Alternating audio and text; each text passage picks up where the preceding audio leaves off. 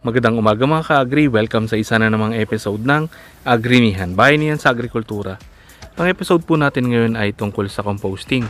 Bibigay po namin sa inyo yung 4 na mahalagang bagay sa paggawa po ng compost para makaproduce tayo ng quality compost sa ating mga tanim sa bakuran, sa mga nagba-backyard garden, sa mga nagko-container gardening. Makakatulong po yung information ito para makagawa po kayo ng organic fertilizer sa inyong mga tanim. Coming up.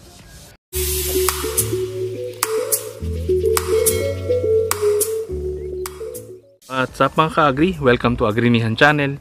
Nandito kami para magbigay sa inyo ng mga simplified farming methods para sa mga farming tips, solutions, and ideas. Mag-subscribe lang po kayo sa aming channel. I-click nyo po yung bell para lagi kayo updated sa mga bagong videos namin lalabas. So ito po yung ginawa kong composting bin. So almost 3 months na siya. Makita nyo po medyo durog na yung ibang materials.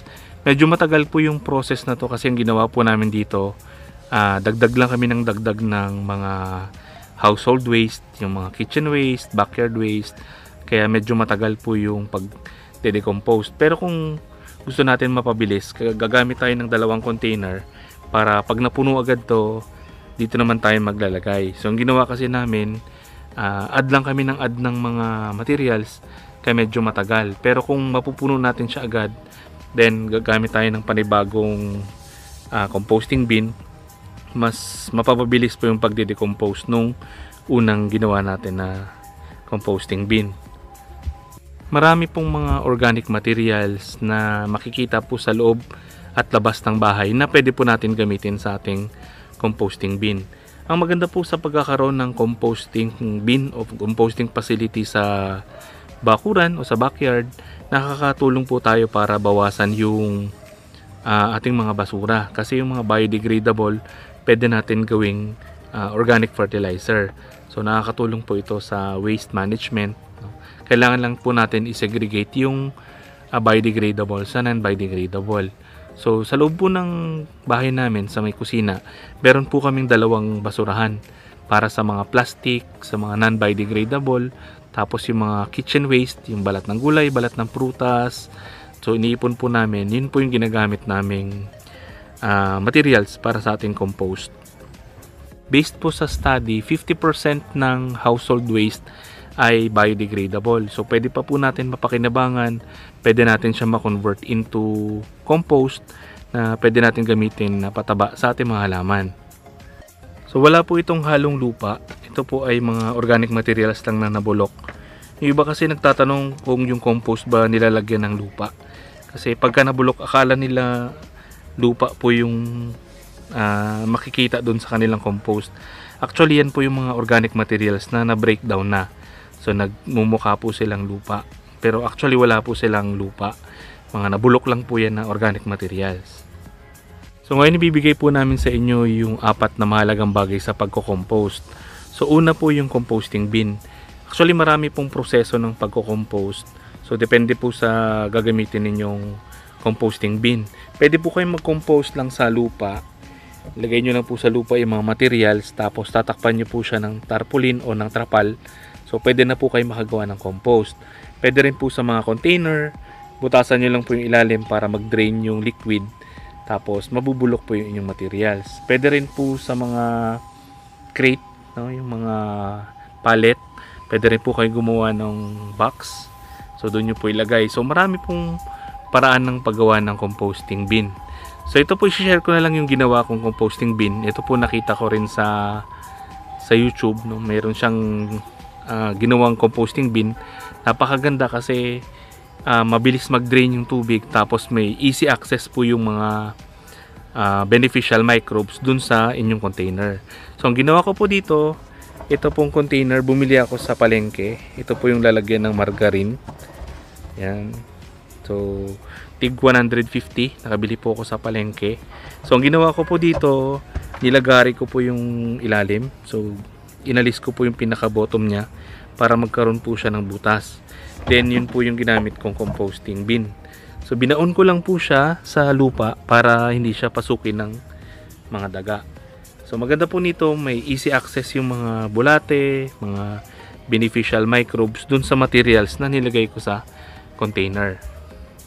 Pangalawang bagay po ay yung materials. So ano ba yung mga pwede natin ilagay na organic materials sa ating composting bin? So lahat po ng mga biodegradable na materials pwede po natin ilagay sa ating composting bin. Pwedeng kitchen waste, balat ng gulay, balat ng prutas, mga sariwang dahon, tuyong dahon, sticks, eggshells, yung egg tray, yung karton. Yan, pwede naman natin ilagay. Dumi ng hayop, manok, rabbit, kambing. Wag lang po yung galing sa aso tsaka sa pusa. Kasi may mga parasite po yun na harmful sa tao tsaka harmful din sa mga halaman. Yung coffee ground, pwede rin natin gamitin yung sa brewed coffee. Wag lang po natin gamitin yung sa instant. Kasi yung sa instant coffee, may mga chemical siya, may mga sugar. So lalanggamin tsaka maglalagkit yung inyong compost. Yung pwede lang natin gamitin sa coffee, yung brewed coffee. So yung coffee ground, so after nyo pong matimpla yun, so imbes na itapon nyo, pwede nyo siyang i-dump dito sa ating composting bin. Then pwede na tayo magdagdag ng abo, tapos seaweeds. So lahat po ng mga nabubulok na organic materials pwede natin ilagay dito sa ating composting bin. So ito po palang ginamit kong pamamaraan ay no rules.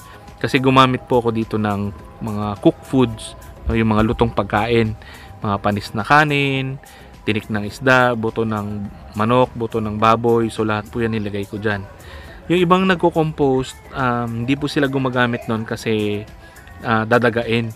So dahil ganito po yung aking composting bin, silyado naman siya, nakabaon sa ilalim, tapos meron po siyang takip. So hindi siya papasukin ng mga daga. So okay lang po yun kasi umiinit naman ito, mamamatay din po yung mga pathogens. Actually, yung paggamit po ng kanin, ginagamit din po yan sa paggawa ng IMO, ng indigenous microorganism. So ibig sabihin, pwede tayong gumamit ng mga lutong pagkain. So yun lang ang downfall niya, pag gumamit kayo ng mga cooked foods, no, pwedeng dagain yung inyong compost. Pero kung silyado siya, meron naman takip, walang pong problema. So lahat po ng mga organic materials may mga kanya-kanyang nutrients na pwede po natin ma-extract, no, makuha pagka nilagay natin sa ating composting bin, no? Tulad ng dahon ng malunggay, dahon ng kakawate, yan po mayaman sa nitrogen. Yung dumi ng manok mayaman din sa nitrogen. Yung eggshells mayaman sa calcium. Yung mga balat po ng crabs, may nilagay ako ditong balat ng crabs, mayaman din yan sa calcium. Then yung seaweeds, mayaman sa nitrogen, phosphorus and potassium. Meron din po siyang mga trace minerals, saka micronutrients. Then yung abo, mayaman po sa potassium, saka nakakatulong din yung abo para ma-improve po yung pH level ng ating lupa, no? Pati ng ating compost. So mas ma-improve niya yung pH level, hindi siya magiging acidic. Kaya lang, huwag nyo pong dadamihan ng abo kasi pag dinamihan nyo po ng abo, magko-compact yung inyong compost. So, budburan nyo lang siya ng abo para magdagdag ng potassium tsaka ng ma-improve niya yung pH level ng ating compost.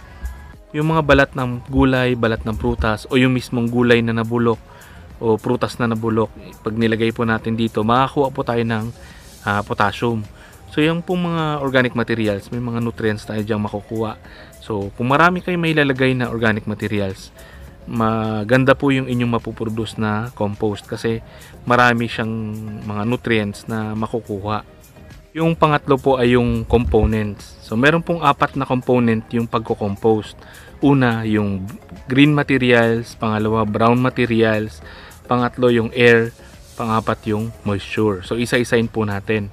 Yung green materials, yan po yung mga fresh na materials. So, sariwang dahon, balat ng gulay, balat ng prutas. So, lahat po ng sariwa, yan po yung green materials. So, yung green materials, mayaman po yan sa nitrogen. Then, pangalawa ay yung brown materials. So, yung brown materials, yan naman po yung mga tuyong materials, no? Tulad ng tuyong dahon, mga sticks, karton, egg tray. So, lahat po ng tuyo, yan po yung brown materials. So, mayaman naman po yan sa carbon. Then, pangatlo ay yung air. So, kaya po yung iba, binabaliktad nila yung kanilang compost para mabilis pong mabulok. So, magkakaroon ng aeration. No, mabilis siyang uminit, mabubulok po yung kanilang compost. Then pang-apat po yung moisture. So kailangan tama po yung moisture ng inyong compost para mabilis siyang mabulok. Kapag ka sobrang tubig, no, matagal siyang mabulok. So kapag ka pinigaan niyo po yung compost at nagtulo yung tubig, so ibig sabihin sobrang basa. So matagal po yun mabulok kasi basang-basa yung inyong materials. Pero pag kumuha kayo ng compost tapos piniga ninyo, tapos patak lang po yung lumabas, so yan po yung tamang-tamang moisture. So dapat ganun lang po yung moisture na meron dun sa inyong compost. Yung pang-apat po ay yung ratio. So every 1 part ng green, kailangan 2 parts ng brown. So kung naglagay po kayo ng isang cup ng green, dapat 2 cups ng brown. Kasi kapag mas marami po yung green, medyo mangangamoy yung inyong compost. Lalo na pag naglalagay kayo ng mga cooked food, no? Medyo mangangamoy siya. So kailangan po tama yung ratio para hindi siya mangamoy ng gusto, no? 1 part ng green sa 2 parts ng brown. Then pag naglagay po kayo dito sa inyong composting bin, kailangan naka-layer.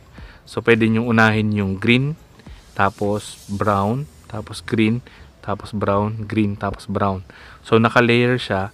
Sa ganung paraan, mas mabilis po siyang uminit, mabilis pong mabulok yung inyong mga materials. Then sa container po na ginamit ko, medyo mataas siya. So kasi kapag ka medyo mababa yung inyong bin, medyo matagal po siyang uminit kasi mababaw lang yung mga materials. Pero kung mataas siya, mabilis siyang uminit. So mabilis pong mabulok yung inyong mga materials. Kung nagustuhan niyo po yung video na to, i-click niyo naman yung like button. Sana po tulungan niyo rin kami i-share yung mga information para makatulong po tayo sa iba. Kung meron pa po kayo mga katanungan, mag-iwan lang kayo namin sa isa ibaba at susubukan po namin sagutan isa-isa. Kung gusto niyo po pong matuto ng iba pang mga farming tips, i-click niyo lang po yung mga videos na lalabas sa inyong screen. Huwag niyo pong kalimutan mag-subscribe. Happy farming!